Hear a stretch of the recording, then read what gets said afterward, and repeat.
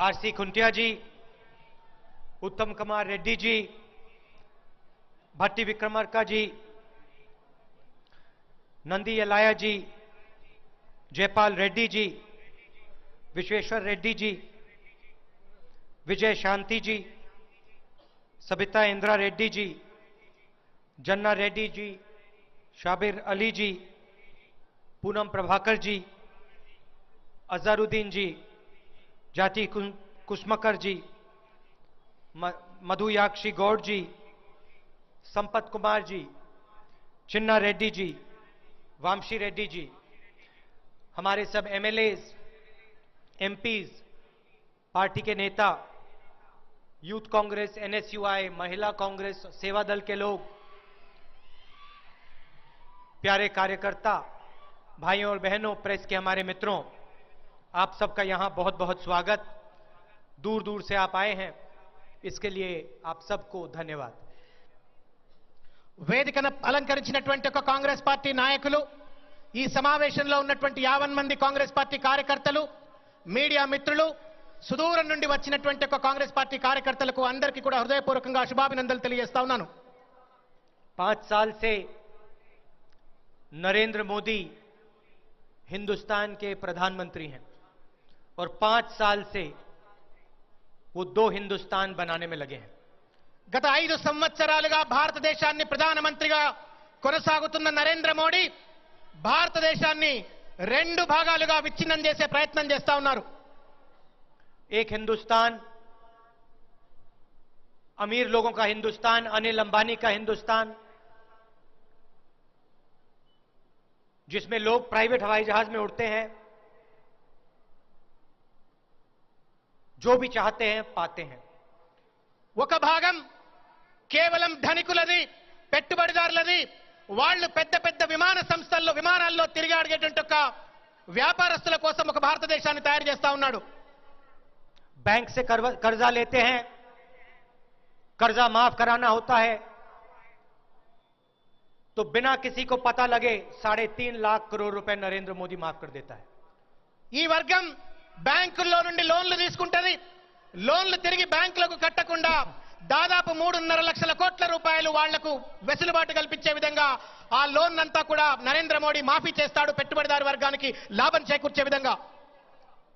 नीरव मोदी, मेहुल चोकसी, ललित मोदी, विजय माल्या जैसे लोग बैंक से हजारों करोड़ रुपए चुरा कर भाग जाते हैं।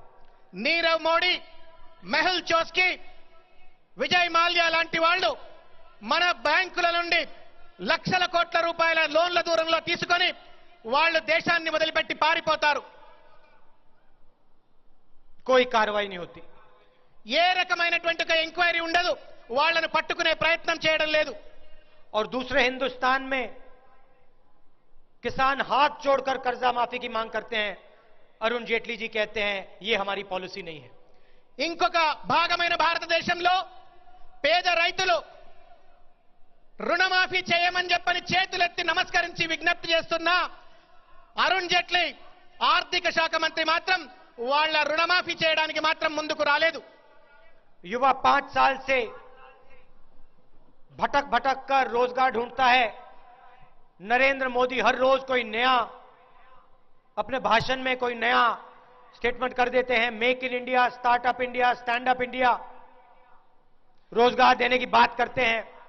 భారతదేశంలో ఉన్నటువంటి ఒక నిరుద్యోగులంతా కూడా ఉద్యోగం కావాలని చెప్పని చేతులెత్తి నమస్కరిస్తూ కోరుతున్నప్పటికీ కూడా నరేంద్ర మోడీ మాటలు చెప్తూ make in India, startup India ఇటువంటి మాటలు చెప్తున్నారు, కానీ వారికి ఉద్యోగ కల్పన మాత్రం చేయడం లేదు। कहा था 2 करोड़ युवाओं को रोजगार देंगे, पता लगा 24 घंटे में 450 युवाओं को रोजगार देते हैं। 2 కోట్ల ఉద్యోగాలు ఇస్తారన్నట్టు ఒక పెద్ద మనిషి గంటకు 450 ఉద్యోగాలు ఇవ్వాల్సిన అవసరం ఉండే। लोकसभा में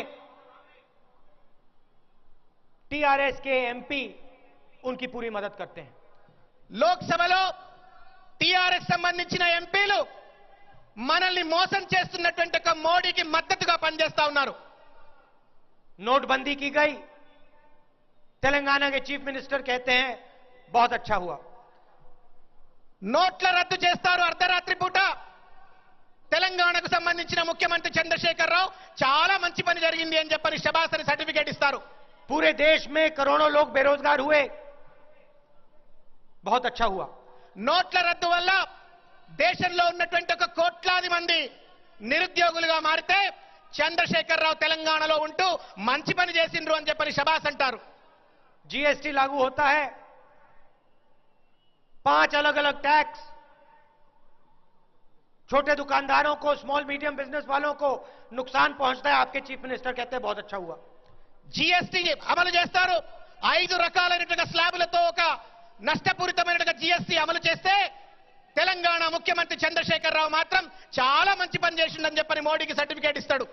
जो भी नरेंद्र मोदी जी लोकसभा में, राज्यसभा में करना चाहते थे, वो आपके चीफ मिनिस्टर ने उनको मदद करके दिया. అటు లోక్సభలో కానీ రాజ్యసభలో కానీ నరేంద్ర మోడీ ఏ రకమైనటువంటి దుర్మార్గానికి పాల్పడే ప్రయత్నం చేస్తే కూడా దానికి తెలంగాణ ముఖ్యమంత్రి చంద్రశేఖర్ రావు మద్దతు తెలుపుతా ఉన్నాడు. राफेल हवाई जहाज खरीदने में नरेंद्र मोदी 30,000 करोड़ रुपए चोरी करके अनिल अंबानी को देते हैं. రాఫెల్ విమానాన్ని ఆ యొక్క ప్రాజెక్ట్ లో 1,000 కోట్ల రూపాయల దొంగతనం చేసి అనిల్ అంబానీకి కట్టబెట్టే ప్రయత్నం చేసిండు నరేంద్ర మోడీ. यूपीए की सरकार ने कहा था एचएएल को कॉन्ट्रैक्ट मिलेगा, हिंदुस्तान के युवाओं को रोजगार मिलेगा, राफेल हवाई जहाज हिंदुस्तान में बनाया जाएगा.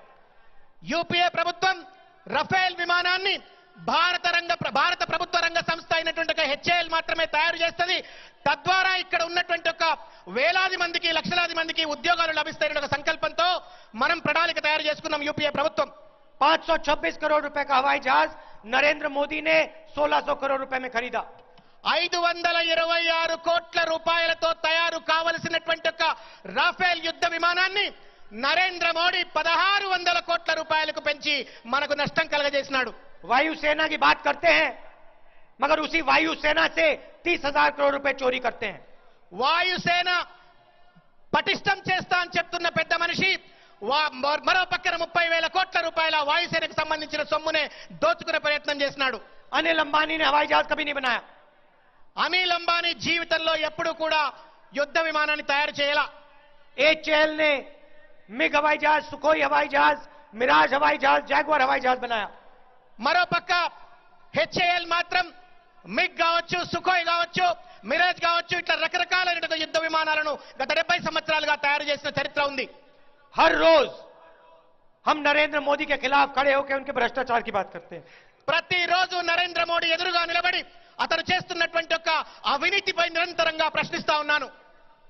हिंदू अखबार में सरकारी डॉक्यूमेंट्स आते हैं, साफ लिखा है नरेंद्र मोदी ने पैरेलल नेगोशिएशन किया, नरेंद्र मोदी ने हिंदुस्तान की एयरफोर्स का नुकसान किया. హిందూ అనేటువంటి ఒక జాతీయ పత్రికలో, ప్రతిష్టాత్మకమైన జాతీయ పత్రికలో నరేంద్ర మోడీ తప్పు చేసినాడు అని చెప్పని చాలా స్పష్టంగా సమాంతరంగా ఫ్రాన్స్ దేశంతో చర్చలు జరిపినాడు, అనిల్ అంబానీకి లాభం కలిగించే విధంగా పేపర్లో స్పష్టంగా పబ్లిష్ అయింది కూడా. मेरा आपसे सवाल है, केसीआर जी ने राफेल मामले पे कितने बार टिप्पणी दी? నేను ఇవాళ సూటిగా చంద్రశేఖర్ రావు గారిని ఈ వేదిక నుండి ప్రశ్నిస్తా ఉన్నాను. రఫేల్ యుద్ధ విమానాలకు జరిగినట్టు మోసంలో ఎన్నిసార్లు ప్రశ్నించినారు అని చెప్పి. कभी आपके चीफ मिनिस्टर ने कहा हां नरेंद्र मोदी ने 30,000 करोड़ रुपए चोरी किए? ఎప్పుడన్నా ఒక్కసారైనా నరేంద్ర మోడీ 30,000 కోట్ల రూపాయలు దోపిడీ చేసిందని చెప్పి కేసీఆర్ అన్నాడా? कभी आपके चीफ मिनिस्टर ने कहा कि हां राफेल पे कार्रवाई होनी चाहिए, इन्वेस्टिगेशन होना चाहिए? ఎప్పుడైనా చంద్రశేఖర్ రావు రఫేల్ పైన ఎంక్వైరీ జరగాలని చెప్పని, ఈ మోసాన్ని ఎండగట్టాలని చెప్పని అడిగినాడా? क्यों नहीं? ఎందుకు అడగట్లేదు? क्योंकि आपके चीफ मिनिस्टर चाहते हैं कि नरेंद्र मोदी हिंदुस्तान के प्रधानमंत्री बने रहें. ఎందుకు అడగట్లేదంటే ఇక్కడ ఉన్నటువంటి ఒక కేసీఆర్ గారు నరేంద్ర మోడీయే ప్రధానమంత్రిగా కొనసాగాలనే ఉద్దేశం ఉంది కాబట్టి. केसीआर जी के भ्रष्टाचार के बारे में नरेंद्र मोदी जानते हैं. నరేంద్ర మోడీ కేసీఆర్ చేస్తున్నటువంటి అవినీతి కూడా నరేంద్ర మోడీకి తెలుసు. और नरेंद्र मोदी जी के हाथ में केसीआर जी का रिमोट कंट्रोल है. నరేంద్ర మోడీ చేతిలో ఇవాళ నరేంద్ర మోడీ చేతిలో కేసీఆర్ యొక్క అవినీతి చిట్ట, ఆ రిమోట్ అంతా కూడా నరేంద్ర మోడీ చేతిలో ఉంది ఇవాళ. और लड़ाई नरेंद्र मोदी जी और कांग्रेस पार्टी के बीच में है. కానీ ఇక్కడ జరుగుతున్నటువంటి ఒక యుద్ధం ఇది నరేంద్ర మోడీ తర్వాత కాంగ్రెస్ పార్టీ మధ్యలో జరుగుతున్న యుద్ధం ఇది. किसी भी प्रदेश में चले जाइए, आपको दिखेगा कांग्रेस पार्टी नरेंद्र मोदी बीजेपी से लड़ रही है, ये विचारधारा की लड़ाई है। ఏ రాష్ట్రంలో వెళ్లి చూసినప్పటికీ కూడా పార్లమెంట్ ఎన్నికల సందర్భంగా ఇక్కడ జరుగుతున్నట్లుగా ఎక్కడ జరుగుతున్న యుద్ధం నరేంద్ర మోడీ మరియు కాంగ్రెస్ పార్టీ మధ్యనే మాత్రమే జరుగుతా ఉంది. दिन भर नरेंद्र मोदी कांग्रेस पार्टी पे आक्रमण करते हैं। ప్రతి నిత్యం కాంగ్రెస్ పార్టీ నరేంద్ర మోడీ చేస్తున్నటువంటి ఒక మోసాలపై దాడి చేస్తా ఉంది, ఎండగడతా ఉంది. आपके चीफ मिनिस्टर पे आक्रमण क्यों नहीं करते? ఈ ముఖ్యమంత్రి ఎందుకు ఈ రకంగా నరేంద్ర మోడీ చేస్తున్నట్టుగా తప్పిదాలను ఎండగట్టలేకపోతా ఉన్నాడు? क्योंकि अंदरूनी दोस्ती है। ఎందుకంటే వాళ్ళిద్దరి మధ్యన ఈ రోజు మిత్రత్వం ఉంది. हम दो हिंदुस्तान नहीं बनने देंगे। నేను ఎట్టి పరిస్థితుల్లో భారతదేశాన్ని రెండు ముక్కలుగా విచ్ఛిన్నం కానియను. एक हिंदुस्तान होगा, अमीरों का हिंदुस्तान, गरीबों का हिंदुस्तान एक होगा, दो नहीं होंगे। ఒకటే ఒక దేశాన్ని నిర్మిస్తాను, అక్కడ పేదలు ఉన్నవాళ్ళు లేని వాళ్ళు అందరూ కూడా కలిసికట్టుగా ఉండేటువంటి ఒక భారతదేశాన్ని నిర్మిస్తాను, రెండు ముక్కలు కానియను. नरेंद्र मोदी दिन भर 15 लोगों का काम करता है। నరేంద్ర మోడీ కేవలం 15 మంది పెట్టుబడిదారుల కోసం మాత్రమే పనిచేస్తా ఉన్నాడు. युवाओं को दिन भर झूठ बोलते हैं कि 2 करोड़ युवाओं को रोजगार देंगे। నిరుద్యోగులకు అనునిత్యం అబద్ధాలాడుతూ ప్రతి సంవత్సరం 2 కోట్ల ఉద్యోగాలు ఇస్తారని చెప్పని మోసం చేసినాడు. नोटबंदी करके आपको लाइन में खड़ा किया, आपके जेब से पैसा निकालकर नीरव मोदी के जेब में डाला। నోట్ల రద్దు చేసి మనందరినీ కూడా లైన్లలో నిలబెట్టి మన జేబుల్లో ఉన్నట్లుగా సొమ్మును తస్కరించి అది నీరవ్ మోడీకి కట్టబెట్టినాడు. कांग्रेस पार्टी ने निर्णय ले लिया है, अगर नरेंद्र मोदी हिंदुस्तान के 15 लोगों की मदद कर सकता है तो कांग्रेस पार्टी हिंदुस्तान के गरीब लोगों की मदद कर सकती है। కాంగ్రెస్ పార్టీ నిర్ణయం తీసుకుంది, నరేంద్ర మోడీ ఓ పక్కన కేవలం 15 మంది పెట్టుబడిదారుల కోసం పనిచేస్తే కాంగ్రెస్ పార్టీ దేశంలో ఉన్నటువంటి పేదరికానికి అందరికీ కూడా పేదలందరి పక్షాన పనిచేస్తుందని చెప్పి తెలియజేస్తా ఉన్నాను. कांग्रेस पार्टी ने आपको सफेद क्रांति दी, हरी क्रांति दी। కాంగ్రెస్ పార్టీ పాల విప్లవం కావచ్చు, హరిత విప్లవం కావచ్చు, రకరకాలైన విప్లవాలు పట్టుకొచ్చి భారతదేశంలో బాగు చేసే ప్రయత్నం చేసింది. कंप्यूटर रेवोल्यूशन दिया, टेलीकॉम रेवोल्यूशन दिया। కంప్యూటర్ రెవల్యూషన్, టెలికాం రెవల్యూషన్ లాంటి వినూత్నమైనటువంటి ఒక ఆలోచనతో కాంగ్రెస్ పార్టీ పనిచేసింది. बैंक नेशनलाइजेशन किया, బ్యాంకుల జాతీయకరణ చేసింది. ऐतिहासिक काम करते हैं हम। చారిత్రాత్మకమైనట్టుగా పనులు చేసి పేద ప్రజలను ఆదుకున్నది కాంగ్రెస్ పార్టీ. और 2019 में ऐतिहासिक काम करने जा रहे हैं। 2019లో కూడా అదే రకమైనట్టుగా చారిత్రాత్మకమైన పనులు చేపట్టడానికి సంకల్పం సిద్ధం చేశాము. हमने निर्णय ले लिया है कि हिंदुस्तान के हर गरीब व्यक्ति के लिए Congress party guaranteed minimum income देगी। నేను ఒక నిర్ణయం తీసుకున్నాను, ఈ దేశంలో ఉన్నటువంటి ప్రతి ఒక్క పేదవాడికి కూడా కనీస ఆదాయం వచ్చే విధంగా ఒక పెద్ద చారిత్రాత్మకమైనటువంటి ఒక నిర్ణయాన్ని నేను అమలు చేయనున్నాను 2019లో అధికారంలోకి రాగానే. मैं आपको थोड़ा समझाता हूं। నేను మీకు కొంత లోతుగా దానిపైన విశ్లేషణ అందిస్తాను. 2019 के चुनाव के बाद हिंदुस्तान की सरकार एक मिनिमम इनकम तय करेगी। 2019 తర్వాత కనీస ఆదాయం తప్పనిసరిగా ప్రతి పేదవాడికి అందే విధంగా ఒక అతిపెద్ద విధానాన్ని మీ ముందుకు తీసుకొస్తా ఉన్నాను. मतलब कम से कम आमदनी तय करेगी। అంటే తప్పనిసరిగా కనీస ఆదాయం ప్రతి పేదవాడికి అందుతుంది. इस लाइन के नीचे हिंदुस्तान में किसी की भी आमदनी नहीं होगी। Below that line, there'll be nobody having below poverty line. no, not poverty. We'll decide a line, and then below that line, nobody's income will be below that line. ఈ కనీస ఆదాయ పరిమితిని ఏ రకంగా నిర్ణయం చేయనున్నామంటే భారతదేశంలో ఉన్న ఏ పేదవాడు కూడా అంతకంటే తక్కువ, అంటే కాంగ్రెస్ ప్రభుత్వం ఇవ్వబోయేటువంటి ఒక కనీస ఆదాయం కంటే తక్కువగా మాత్రం ఉండదు, దానికంటే ఎక్కువనే ఉంటుంది తప్ప తక్కువ మాత్రం భారతదేశంలో ఏ పేదవాడికి ఉండదు. जिसकी भी आमदनी मिनिमम आमदनी की लाइन से नीचे है उसको मिनिमम आमदनी का पैसा मिल जाएगा। ఎవరైతే బిలో పావర్టీ లైన్ नहीं, पॉवर्टी लाइन नहीं, we will decide a line. Anybody below that line will be given money up to that line. మేము ఒక ఆదాయ పరిమితిని ఫిక్స్ చేస్తాము, దానికంటే తక్కువగా ఎవరు భారతదేశంలో ఉండకుండా నేను పాలసీని అమలు చేస్తామని చెప్పి తెలియజేస్తా ఉన్నాను. वो चाहे कोई भी हो, किसी भी प्रदेश का हो, किसी भी धर्म का हो, किसी भी जात का हो, कोई भी भाषा बोले, ఏ రాష్ట్రానికి उसकी आमदनी मिनिमम आमदनी की लाइन से नीचे नहीं होगी। ఏ రాష్ట్రానికి చెందిన వారైనా సరే, ఏ కులానికి చెందిన వారైనా సరే, ఏ మతానికి చెందిన వారైనా సరే, పేదలంతా సమానమే కాబట్టి ఏదైతే కనీస ఆదాయ పరిమితి నిబంధించబోతా ఉన్నామో దానికంటే కింద ఎవరు ఉండకుండా हर गरीब व्यक्ति के बैंक अकाउंट में सीधा कांग्रेस पार्टी डायरेक्ट पैसा डाल देगी।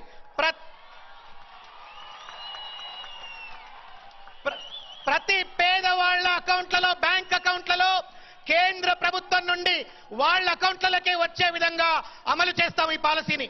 मैं आपको बता रहा हूं, एक व्यक्ति को नहीं हम छोड़ेंगे। నేను ఇక్కడి నుండి వాగ్దానం చేస్తా ఉన్నాను, కనీస ఆదాయ పరిమితి యొక్క పాలసీ నుండి ఏ ఒక్కరిని కూడా విస్మరించం। 50 మంది पूरे हिंदुस्तान में जो भी मिनिमम इनकम की लाइन से नीचे होगा, ढूंढ कर उसके बैंक अकाउंट में पैसा डालेंगे। నేను మరొక్కసారి వాగ్దానం చేస్తా ఉన్నాను, భారతదేశంలో ఎవరైనా ఎక్కడైనా ఉంటే వెతికి పట్టుకొని ఈ కనీస ఆదాయ పరిమితి కింద ఉన్నట్టయితే వాళ్లకు ఈ పథకాన్ని అమలు చేసి వాళ్లను ఆదుకుంటాను। नरेंद्र मोदी नीरव मोदी के जेब में डालता है ना, हम हिंदुस्तान के गरीब लोगों के जेब में डालेंगे। నరేంద్ర మోడీ నీరవ్ మోడీ జేబులో డబ్బులేస్తాడు, కానీ నేను భారతదేశంలో ఉన్న పేదవాళ్ల బ్యాంక్ అకౌంట్ లో నేను డబ్బులేస్తాను। और हमारे हाथ आ गया नीरव मोदी तो उसका सबका सब पैसा उठा के आपको दे देंगे। If we get hold of Nirav Modi, we'll give you his money also. Nirav మోడీని ఒకవేళ పట్టుకున్నట్టయితే పట్టుకుంటాం, ఆ పట్టుకొని అతని దగ్గర ఉన్న సొమ్మును కూడా పేదవాళ్ళందరికీ కూడా కట్టబెడతాం। अब देखिए, छत्तीसगढ़ में कांग्रेस पार्टी की सरकार आई। ఛత్తీస్గఢ్ లో కాంగ్రెస్ పార్టీ ప్రభుత్వం వచ్చింది, మీ అందరికీ తెలుసు। चुनाव में मैंने 2-3 वायदे किए। ఎన్నికల సందర్భంలో నేను 2-3 వాగ్దానాలు ఛత్తీస్గఢ్ ఎన్నికల్లో చేశాను। हमने कहा कि नरेंद्र मोदी 15 लोगों का कर्जा माफ करता है, हम छत्तीसगढ़ के, मध्य प्रदेश, राजस्थान के किसानों का कर्जा माफ करेंगे। నేను ఆ రోజు నరేంద్ర మోడీ 15 మంది పెట్టుబడిదారుల యొక్క బ్యాంకు రుణమాఫీ చేస్తే ఛత్తీస్గఢ్ లో ఉన్నటువంటి రైతులందరికీ మాత్రం కాంగ్రెస్ పార్టీ అధికారంలోకి వస్తే వాళ్ళ యొక్క రుణాన్ని మాఫీ చేస్తానని వాగ్దానం చేశాను। हमने कहा चुनाव के बाद 10 दिन देना, 10 दिन के अंदर कांग्रेस पार्टी की सरकारें कर्जा माफ कर देगी। నేను ఆ రోజు చెప్పాను, ఛత్తీస్గఢ్ ఎన్నికల సందర్భంలో 10 రోజుల్లో, ప్రభుత్వంలోకి వచ్చిన 10 రోజుల్లోనే రైతులందరికీ కూడా రుణమాఫీ చేస్తా అని చెప్పని వాగ్దానం చేశాను। चौकीदार जी अपने भाषणों में कहते हैं कि पैसा नहीं है, कांग्रेस पार्टी नहीं कर सकती। చౌకీదార్ అనేటువంటి ఒక వ్యక్తి, చెప్పుకోబడుతున్న వ్యక్తి, రైతుల రుణమాఫీ అనగానే భారతదేశ ఖజానాలో డబ్బులు లేవని మాత్రం అబద్ధాలు చెప్పాడు। 10 दिन नहीं लगे भाइयों और बहनों, 2 दिन के अंदर तीनों सरकारों ने किसानों का कर्जा माफ कर दिया। 10 రోజులని చెప్పినప్పటికీ కూడా 2 రోజుల్లోనే ఛత్తీస్గఢ్ లో కాంగ్రెస్ పార్టీ అధికారంలోకి రాగానే రైతులందరికీ కూడా రుణమాఫీ కల్పించాము। दूसरा वायदा, हमने छत्तीसगढ़ में कहा कि धान के लिए छत्तीसगढ़ के किसान को 2,500 रुपए मिलेंगे। వరికి కనీస మద్దతు ధర 2,500 రూపాయలు ఇస్తాను అని చెప్పని వాగ్దానం చేశాము। छत्तीसगढ़ जाइए, वहां किसी भी किसान से पूछ लीजिए धान के लिए उसको कितना मिल रहा है। మీరు ఛత్తీస్గఢ్ లో ఉన్నటువంటి ఏ రైతునైనా అడగండి, ఇవాళ ఛత్తీస్గఢ్ లో వరికి కనీస మద్దతు ధర ఎంత వస్తుందో అంటే చెప్తారు। 2,500 रुपए हर किसान को मिलता है। 2,500 రూపాయలు ప్రతి వరిని పండించే రైతుకు లభిస్తా ఉంది అక్కడ। और तीसरी बात, बस्तर में आदिवासियों ने हमें कहा कि जमीन अधिग्रहण कानून के मुताबिक अगर जमीन पर 5 साल के अंदर फैक्ट्री या इंडस्ट्री नहीं लगी तो जमीन वापस किसान को या आदिवासी को दी जानी चाहिए। బస్తర్లో భూసేకరణ చట్టం కింద ప్రభుత్వం భూములు తీసుకున్న తర్వాత 5 సంవత్సరాల కాలం లోపల గనక అక్కడ గనక కంపెనీ గాని లేకపోతే పరిశ్రమలు గాని పెట్టనట్టయితే ఆ భూమిని తిరిగి రైతులకే ఇస్తామని చెప్పని వాగ్దానం చేసినాము। छत्तीसगढ़ के चीफ मिनिस्टर ने आदिवासियों की जमीन उनको वापस कर दी। ఛత్తీస్గఢ్ కాంగ్రెస్ పార్టీ ఛత్తీస్గఢ్ ముఖ్యమంత్రి ఏ పేదల నుండి అయితే భూమి తీసుకున్నారో కంపెనీని పెట్టడానికి పరిస్థితుల్లో ఆ భూమిని పేదలకు మళ్ళా తిరిగి కట్టబెట్టినారు. हम विकास के खिलाफ नहीं है, मगर अगर कोई जमीन किसान से आदिवासी से इंडस्ट्री बनाने के लिए ली जाती है तो उस पर इंडस्ट्री लगनी चाहिए। నేను అభివృద్ధికి వ్యతిరేకం కాదు, పరిశ్రమలు స్థాపిస్తా అని చెప్పని పేద రైతుల నుండి ఎవరైనా భూములు తీసుకుంటే అక్కడ ఎట్టి పరిస్థితుల్లో పరిశ్రమలు పెట్టాలా అని చెప్పని మాత్రమే నా యొక్క సంకల్పం. किसान को सही कॉम्पनसेशन मिलना चाहिए, రైతుకు కనీస మద్దతు ధర లభించాలా. और రైతుకు భూసేకరణ తర్వాత భూమి యొక్క సొమ్ము ఎంతైతే ఉంటుందో, మార్కెట్ ప్రైస్ ఎంతైతే ఉంటుందో అది తిరిగి ఇవ్వవలసిన అవసరం ఉంది. हम सिर्फ न्याय चाहते हैं, दो हिंदुस्तान नहीं चाहते हैं. మేము న్యాయం కావాలని కోరుకుంటా ఉన్నాము, ధర్మం నిలబెట్టాలని కోరుకుంటా ఉన్నాము, కానీ రెండు భారతదేశాలు తయారు కావాలని కోరుకోవట్లేను. तो मैं आपसे तेलंगाना की जनता से दो तीन चीजें कहना चाहता हूं. తెలంగాణలో ఉన్నటువంటి ఒక ప్రజలకు నేను రెండు విషయాలు చెప్పదలుచుకున్నాను. जो छोटे दुकानदार हैं, जो स्मॉल और मिडिल साइज बिजनेस चलाते हैं, आप इस देश को रोजगार देते हो. ఈ చిన్న వ్యాపారస్తులు కావచ్చు, చిన్న చిన్న బిజినెస్ చేసుకునే వాళ్ళు ఎవరైతే ఉన్నారో వీళ్ళు పెద్ద ఎత్తున నిరుద్యోగులకు ఉద్యోగ కల్పన చేసే పరిస్థితి ఉంటుంది. आपके बिना इस देश में रोजगार नहीं पैदा हो सकता. చిన్న చిన్న వ్యాపారస్తులు లేకుండా ఈ దేశంలో నిరుద్యోగం నిర్మూలించబడదు.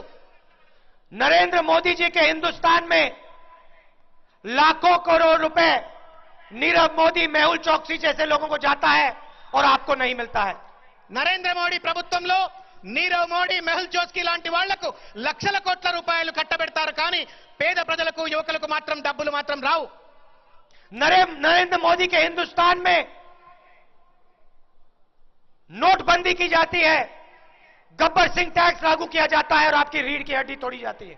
నరేంద్ర మోడీ ప్రభుత్వంలో నోట్ల రద్దు తర్వాత గబ్బర్ సింగ్ జీఎస్టీ, గబ్బర్ సింగ్ ట్యాక్స్ లాంటి యొక్క దుర్మార్గమైనటువంటి చట్టాలు తేవడంతో భారతదేశం యొక్క ఆర్థిక వ్యవస్థ వెన్నుపూసను విరగ్గొట్టాడు. करोड़ों युवाओं का नुकसान किया जाता है, उनसे रोजगार छीना जाता है. కోట్ల మంది నిరుద్యోగులను రోడ్డున పడేసినారు, వాళ్ళ యొక్క ఉద్యోగాలను విధ్వంసం చేసినారు. नोटबंदी के बारे में हम अब कुछ नहीं कर सकते हैं, जो नुकसान होना था हो गया. నోట్ల రద్దు పథకం వల్ల వచ్చినటువంటి దుష్పరిణామాలను నేనేం చేయలేను, జరిగిపోయే నష్టం జరిగిపోయింది. मगर मैं आप सबको बताना चाहता हूं कि 2019 में जैसे ही कांग्रेस पार्टी की सरकार बनेगी, गब्बर सिंह टैक्स को हम सही जीएसटी में बदल देंगे. నేను ఒక వాగ్దానం చేస్తా ఉన్నాను, 2019లో కాంగ్రెస్ పార్టీ అధికారంలోకి రాగానే గబ్బర్ సింగ్ ట్యాక్స్ లో ఉన్నటువంటి ఒకటే ట్యాక్స్ గా దాన్ని నేను రూపుమార్చనున్నాను. और बैंक के दरवाजे छोटे दुकानदारों के लिए, small and medium size businesses के लिए खोल देंगे. బ్యాంకులన్నీ కూడా పేదలకు, చిన్న చిన్న వ్యాపారాలు చేసుకునేటువంటి వాళ్ళందరికీ కూడా లోన్లు కల్పించే విధంగా వెసులుబాటు కల్పిస్తాం. और तेलंगाना के युवाओं, एंटरप्रेन्योर्स के लिए बैंक के दरवाजे खुलेंगे. తెలంగాణలో ఉన్నటువంటి ఒక నిరుద్యోగ యువకులు వాళ్ళు కాళ్ల మీద నిలబడి వాళ్ళు వ్యాపారాలు పెట్టుకోవాలంటే వాళ్ళందరికీ కూడా లోన్లు వచ్చేలా నేను చట్టాలు చేస్తాను. तेलंगाना और के देश के किसानों से मैं कहना चाहता हूं, डरो मत. తెలంగాణలో ఉన్నటువంటి ఒక రైతులకు, పేదలకు, యువకులకు అందరికీ కూడా నేను చెప్తా ఉన్నాను, భయపడద్దు, డరో మత్. आपके बिना हिंदुस्तान नहीं चल सकता. మీరు లేకుండా భారతదేశం అస్తిత్వం అనేదే ఉండదు. आप देश को भोजन देते हो, మీరు భారతదేశంలో ఉన్న ప్రజలందరికీ మీరు అన్నం. हम आपके साथ खड़े हैं. మేము మీతో పాటు ఉన్నాము. हम ना नरेंद्र मोदी को आपकी जमीन लेने देंगे, నరేంద్ర మోడీ మీ యొక్క భూములను గుంజుకోనివ్వను, ना आपका बीमा का पैसा चोरी करने देंगे. మీ యొక్క ఇన్సూరెన్స్ సంబంధించినటువంటి డబ్బుల్ని కూడా తీసుకోనివ్వను. जहां भी हम आपकी मदद कर सकते हैं, हम आपकी पूरी मदद करेंगे. ఎక్కడ మీకు వీలవుతే అక్కడ సహాయకారిగా ఉంటాను, వెసులుబాటు కల్పిస్తాను. और हमने करके दिखाया है. 70,000 करोड़ रुपए आपका कर्जा माफ किया था, जमीन अधिकरण बिल हम आपके लिए लाए. గతంలో చేసి చూపాము. 70,000 కోట్ల రూపాయల రుణమాఫీ రైతులకు చేశాము గతంలో. అదేవిధంగా రైతుల యొక్క భూములను ఇష్టారాజ్యంగా లాక్కుండా ఉండడం కోసం అని చెప్పని భూసేకరణ చట్టాన్ని కూడా తెచ్చాము. तो डरो मत, कांग्रेस पार्टी का हाथ आपके साथ है. డరో మత్, భయపడకండి, కాంగ్రెస్ పార్టీ చేయి మీ చేతి మీకు అండగా ఉంది. आखिरी बात हिंदुस्तान की महिलाओं से मैं कहना चाहता हूं, చివరిగా నేను భారతదేశంలో ఉన్నట్టుగా మహిళా మనులందరినీ ఉద్దేశించి కొన్ని మాటలు చెప్పదలుచుకున్నాను. कुछ दिन पहले महिला दिवस था. కొన్ని రోజుల కింద మహిళా దినోత్సవం జరిగింది. देश के प्रधानमंत्री को डायरेक्शन देना चाहिए. భారతదేశ ప్రధానమంత్రికి ఒక దిశా నిర్దేశం మహిళలను ఉద్దేశించి చేయవలసిన అవసరం ఉంది. पूरा देश प्रधानमंत्री की ओर देखता है. మొత్తం భారతదేశంలో ఉన్నటువంటి వాళ్ళందరూ కూడా ప్రధానమంత్రి వైపు చూశారు ఏం చెప్తారని. उत्तर प्रदेश में नरेंद्र मोदी जी की बीजेपी की पार्टी के एक विधायक ने एक महिला का बलात्कार किया, रेप किया. ఉత్తర్ ప్రదేశ్ లో సభ్య సమాజం సిగ్గుపడే విధంగా అక్కడ ఉన్నటువంటి ఒక భారతీయ జనతా పార్టీకి సంబంధించిన శాసన సభ్యుడు ఒక మహిళను రేప్ చేస్తాడు. उस पे कोई कार्रवाई नहीं हुई. అతనిపైన ఏ రకమైనటువంటి ఒక ఎంక్వైరీ జరగదు. नरेंद्र मोदी जी ने अपने विधायक के बारे में कुछ नहीं कहा. నరేంద్ర మోడీ ఒక మాట కూడా ఆ యొక్క భారతీయ జనతా పార్టీ శాసన సభ్యుడిపై ఒక మాట కూడా అనలేదు. उन्होंने बीजेपी के विधायकों को, एमपी को मैसेज दिया, जो तुम करना चाहते हो कर सकते हो. ఆయన మౌనంచే భారతీయ జనతా పార్టీకి సంబంధించిన ఎంపీలు గాని శాసనసభ్యులు గాని నాయకులు గాని ఏమంటే అది చేసుకోండి మహిళలపై అన్నట్టుగా సంకేతాన్ని ఇచ్చాడు. मोदी जी के नए हिंदुस्तान में महिला बाहर नहीं जा सकती. ఇవాళ మోడీజీ నేతృత్వంలో కొనసాగుతున్న భారతదేశంలో మహిళలు ఈ రోజు బయట తిరగలేని పరిస్థితి घबरा ఏర్పడింది. के जीती हैं. వాళ్ళు భయంతో కాలం గడుపుతా ఉన్నారు. ఇవాళ जैसे ही कांग्रेस पार्टी की सरकार 2019 में आएगी, हम महिला रिजर्वेशन आपको दे देंगे. ఒక చారిత్రాత్మకమైన ప్రకటన ఇవాళ చేస్తా ఉన్నారు. 2019లో కాంగ్రెస్ పార్టీ అధికారంలోకి రాగానే ఉమెన్ రిజర్వేషన్ బిల్, మహిళా రిజర్వేషన్ బిల్లును అమలు చేస్తానని చెప్పని వాగ్దానం చేస్తున్నారు. लोकसभा, राज्यसभा, विधानसभाओं में हम महिला रिजर्वेशन आपको दे देंगे और हर विधानसभा में, हर लोकसभा में महिलाएं दिखाई देंगी. లోక్సభలో కావచ్చు, రాజ్యసభలో కావచ్చు, శాసనసభలో కావచ్చు, శాసన మండలిలో కావచ్చు, తప్పనిసరిగా మహిళలందరికీ కూడా సమతుల్యమైనటువంటి ఒక వాటా లభించే విధంగా రిజర్వేషన్లు అమలు చేస్తాను. और कांग्रेस पार्टी का प्रधानमंत्री देश को मैसेज देगा. కాంగ్రెస్ పార్టీ యొక్క ప్రధానమంత్రి భారతదేశానికి ఒక సందేశం ఇస్తారు. अगर किसी ने हिंदुस्तान की महिला को छुआ तो फिर देखो क्या होता है. భారతదేశ ప్రధానమంత్రి ఒక సందేశం ఇస్తారు. భారతదేశంలో ఉన్న మహిళ వైపు కన్నెత్తి చూసినా లేదు తగిలించే ప్రయత్నం చేసినా ఏం జరుగుతుందో చెప్పలేను అని చెప్పి తెలియజేస్తా ఉన్నారు. नरेंद्र मोदी देशभक्ति की बात करते हैं. నరేంద్ర మోడీ దేశభక్తి గురించి మాట్లాడతారు. जहां जाते हैं देशभक्ति की बात करते हैं. ఎక్కడ పోతే అక్కడ దేశభక్తి గురించి మాట్లాడతారు. और उसके बाद देश में नफरत फैलाते हैं. ఒక పక్కన దేశభక్తి గురించి ఎక్కడ పోతే అక్కడ మాట్లాడుతూ మరో పక్కన దేశంలో విద్వేషాలు రెచ్చగొడతా ఉన్నారు. नफरत फैलाते हैं. విద్వేషాలు రెచ్చగొడతా ఉన్నారు. मैं आपसे पूछना चाहता हूं, क्या देशभक्त हिंदुस्तान में नफरत, देशभक्त को हिंदुस्तान में नफरत फैलानी चाहिए या प्यार फैलाना चाहिए? నేను ఈ సందర్భంగా ఇక్కడి నుంచి అడుగుతా ఉన్నాను, దేశభక్తుందని చెప్పుకునేవాడు ఎవడైనా సరే क्या देश దేశంలో విద్వేషం రెచ్చగొడతారా లేదు ప్రేమను పంచుతారా అని చెప్పని అడుగుతా ఉన్నాను. क्या देशभक्त को देश का पूरा पैसा इन 15-20 लोगों को दे देना चाहिए? నిజమైన దేశభక్తునేవాడు 15 మందికి మాత్రమే లక్షల కోట్ల రూపాయలు क्या కట్టబెట్టాలి. क्या देशभक्त को राफेल का पैसा चोरी करके अनिल अंबानी को देना चाहिए? దేశభక్తుడైతే నిజమైన దేశభక్తుడైతే రఫేల్ యొక్క యుద్ధ విమానం కాంట్రాక్ట్ లో 1000 కోట్ల రూపాయలు దోచి అనిల్ అంబానీకి కట్టబెడతాడా? क्या देशभक्त को पूरे देश को बैंक के सामने लाइन में खड़ा कर देना चाहिए? దేశభక్తుడే అయినట్టయితే పేదవాళ్ళందరినీ కూడా నోట్ల రద్దు చేసి బ్యాంకుల ముందు లైన్లలో నిలబెడతాడా? और जब चाइना ढोकलाम में घुसता है तो क्या देशभक्त चाइना में जाके उसे हाथ जोड़ना चाहिए क्या? నిజమైన దేశభక్తుడైనట్టయితే చైనా ఒక పక్కన సరిహద్దుల్లో డోక్లాం వద్ద భారతదేశంపై ఆక్రమించే ప్రయత్నం చేస్తా ఉంటే ఈ దేశభక్తుడు చైనాలోకి వెళ్లి వాళ్ళ చేతులు కట్టుకుని आज तक चाइना की सेना ढोकलाम में बैठी हुई है. ఇవాల్టికి కూడా చైనా భారత సరిహద్దు లోపల చైనా ఇవాళ డోక్లాం దగ్గర ఉంది. गुजरात में नरेंद्र मोदी चाइना के प्रेसिडेंट के साथ झूला झूले. ఒక పక్కన భారత సరిహద్దుల్లో చైనా సైన్యం వచ్చుంటే మరో పక్కన గుజరాత్ లో భారత ప్రధానమంత్రి నరేంద్ర మోడీ చైనా అధ్యక్షుడితో ఉయ్యాలు ఊగుతా ఉన్నాడు. और उधर ढोकलाम में चाइना की सेना अंदर घुस गई. మరో పక్కన డోక్లాలోనేమో చైనా సైన్యం అంతా కూడా భారతదేశం లోపలికి వచ్చింది. इधर देशभक्त चाय पी रहा है और उधर उनकी सेना घुस गई. ఇక్కడ దేశభక్తుడు ఛాయ్ తాగుతా ఉన్నాడు చైనా అధ్యక్షుడితో, అక్కడనేమో చైనా సైన్యం భారతదేశంలోకి వచ్చేసింది. उसके बाद नरेंद्र मोदी जी चाइना जाते हैं, बिना एजेंडा चाइना जाते हैं. దాని తర్వాత ఏ రకమైన ఎజెండా లేకుండా పని పాఠం లేకుండా చైనాకు నరేంద్ర మోడీ పోతాడు. चाइना से ढोकलाम की बात नहीं करते, उनसे ये नहीं कहते भैया ढोकलाम में क्या कर रहे हो. అంత దూరం పోయి చైనాకు పోయి కనీసం ఒక మాట కూడా డోక్లాంలో ఎందుకు చైనా సైన్యం లోపలికి వస్తా ఉంది, భారతదేశం లోపలికి వస్తుందని చెప్పని ఒక మారు కూడా చైనా అధ్యక్షుడిని ప్రశ్నించాలి. हाथ जोड़ के मत्था टेक के वापस आ जाते हैं. చేతులు పట్టుకొని కరచాలనం చేసి మాత్రం వెనక్కి వస్తాడు. और जब पुलवामा में बम अटैक होता है तो 3.5 घंटे मूवी बनाते हैं. పుల్వామాలో మరో ఒక పక్కన సిఆర్పిఎఫ్ జవాన్లపై టెర్రర్ అటాక్ జరిగితే నరేంద్ర మోడీ ఏమో తనపై సినిమా తీయించుకుంటూ ఉన్నాడు. नेशनल ज्योग्राफिक की मूवी चल रही है, वहां पे पोजिंग हो रही है. నేషనల్ జియోగ్రఫిక్ ఛానల్ కు సంబంధించిన సినిమాలో ఆ షూటింగ్ లో పాల్గొంటా ఉంటాడు. 3.5 घंटे जानवरों को देख रहे हैं. 3.5 గంటల పాటు అక్కడ జంతువులను పక్షులను చూస్తూ కూర్చున్నాడు. बीजेपी की देशभक्ति, ఇది భారతీయ జనతా పార్టీకి ఉన్నటువంటి ఒక దేశభక్తికి మచ్చు తునక. नरेंद्र मोदी जी और बीजेपी की देशभक्ति. ఇది నరేంద్ర మోడీ భారతీయ జనతా పార్టీ వాళ్ళ దేశభక్తికి మచ్చు తునక. लोग शहीद होते हैं और प्रधानमंत्री 3.5 घंटे बोट पर फिल्म बनाते हैं. ఒక పక్కన దాదాపు 40 మంది సిఆర్పిఎఫ్ జవాన్లు అమరులైతే రక్తంలో ఒడిగిపోతే మరో పక్కన నరేంద్ర మోడీ 3.5 గంటల పాటు సినిమా షూటింగ్ లో పాల్గొంటాడు. ఇది దేశభక్తి. चाइना के सामने जाके हाथ जोड़ देते हैं. మరో పక్కన చైనా దగ్గరికి వెళ్ళి చేతులు కట్టుకొని నిలబడతాడు, నమస్కారం పెడుతూ నిలబడతాడు. हम किसी के सामने नहीं झुकते. నేను ఎవరి ముందు తల వంచను. अंग्रेजों को भगा दिया था. కాంగ్రెస్ పార్టీ బ్రిటిష్ వాళ్ళను తరిమి కొట్టింది. 2 प्रधानमंत्री मरे कांग्रेस पार्टी के. కాంగ్రెస్ పార్టీ సంబంధించిన 2 ప్రధానమంత్రులు భారత సంరక్షణ కోసం చనిపోయినారు. क्योंकि हम किसी के सामने नहीं झुकते हैं. ఎందుకంటే మేము ఎవరి ముందు తల వంచం. ये होती है सच्ची देशभक्ति. ఇది నిజమైన దేశభక్తికి మచ్చుతనక.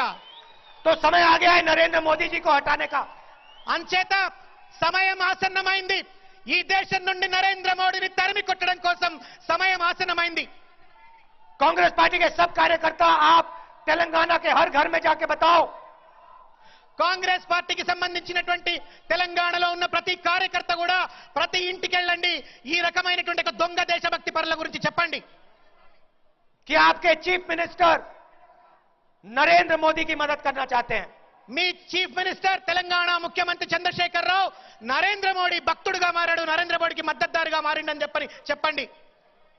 और नरेंद्र मोदी जी हिंदुस्तान के कॉन्स्टिट्यूशन को खत्म करना चाहते हैं. నరేంద్ర మోడీ భారత రాజ్యాంగాన్ని విధ్వంసం చేసే ప్రయత్నం చేస్తా ఉన్నాడు. नरेंद्र मोदी जी हिंदुस्तान की आवाज को दबाना चाहते हैं. నరేంద్ర మోడీ భారతదేశ ప్రజల యొక్క గొంతుకలను అణచివేయాలని చెప్పని ప్రయత్నం చేస్తా ఉన్నాడు. और कांग्रेस पार्टी ही कॉन्स्टिट्यूशन की और हिंदुस्तान की आवाज की रक्षा कर सकती है. కానీ కాంగ్రెస్ పార్టీ భారత రాజ్యాంగాన్ని భారత ప్రజల యొక్క గొంతుకను ఫ్రీడమ్ ఆఫ్ ఎక్స్ప్రెషన్ ను కాపాడుతుంది. आप सब दूर दूर से आए, इसके लिए दिल से आप सबको बहुत बहुत धन्यवाद. మీరందరూ చాలా దూరం నుంచి వచ్చినారు. మీ అందరికీ కూడా హృదయపూర్వకంగా ధన్యవాదాలు తెలియజేస్తా ఉన్నాను. नमस्कार, जय हिंद. నమస్కార్, జై హింద్. రాహుల్ గాంధీ, రాహుల్ గాంధీ.